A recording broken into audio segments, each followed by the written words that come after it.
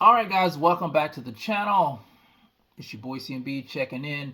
And guys, I want to talk a little bit about Keith One Time Thurman, the former unified champion at 147 pounds.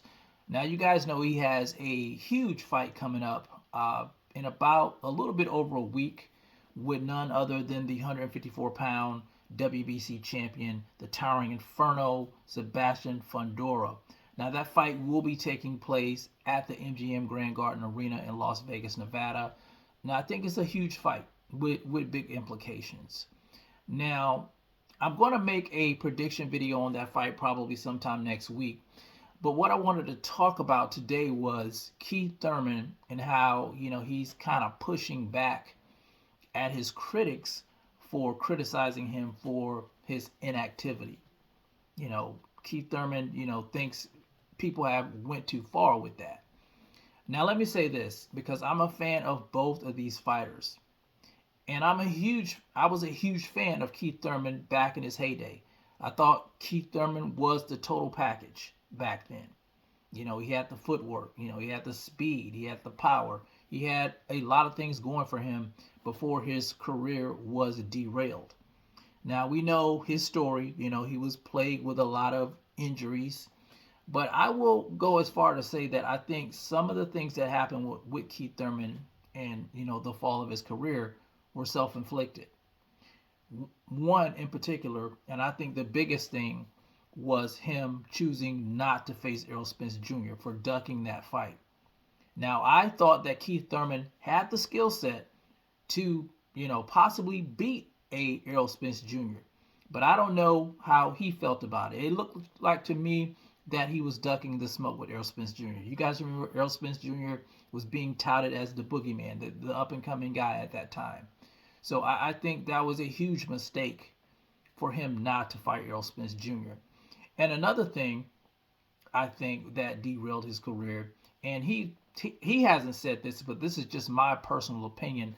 I think he lost his hunger and drive for the sport after he became, a unified champion. He got the money, he got the fame, and he kind of just put boxing on the back burner, in my opinion. So yeah, even though some things were out of his control with his injuries, there were a lot of things that he did that were self-inflicting to his career. Now, fast forward to today, things have changed for Keith Thurman. He seems to have gotten the fire back in his belly, and I talked about this before in another video. The thing I like most about Keith Thurman, outside of his skill set, was his belief in himself. You could see it in his interviews. You could clearly see that the guy believes in his skill set. And keep in mind, Keith Thurman, he's only has one loss on his record, and that's to Manny Pac-Man Pacquiao, and that's nothing to be ashamed at. But my thing is this: just because Keith Thurman believes, in himself, he can't really expect his critics to feel the same way, in my opinion. I think, the inactivity thing, that people, bringing that up, I think that's a legitimate gripe because I think there's some questions that need to be answered. What is this punch resistance like? Will he have the stamina? Will he, have the footwork like he did in his heyday? There's a lot of legitimate questions that need to be answered when it comes to Keith Thurman. And I would say if I'm in Keith Thurman's shoes, instead of complaining about that, I would be using that as fuel, taking, people saying things about this as fuel to prove people wrong.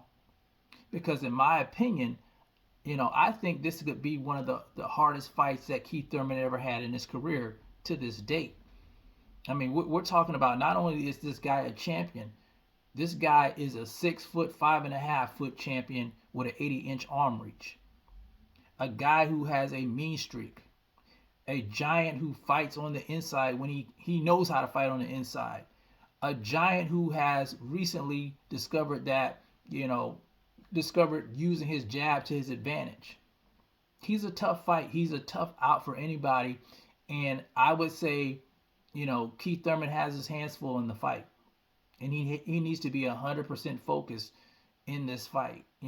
This fight has huge implications for the direction of his career.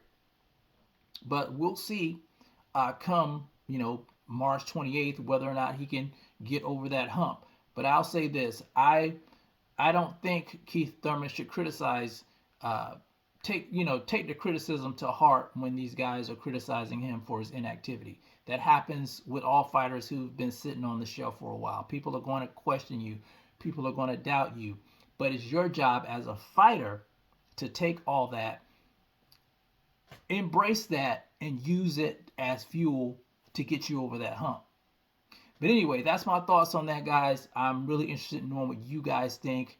Do you think, people criticizing him for inactivity, do you think it's a legitimate thing? Or do you agree with Keith Thurman? You guys let me know how you feel about it in the comment section. It's the CMB. I'll talk to you guys in the next one. And I'm out. Peace.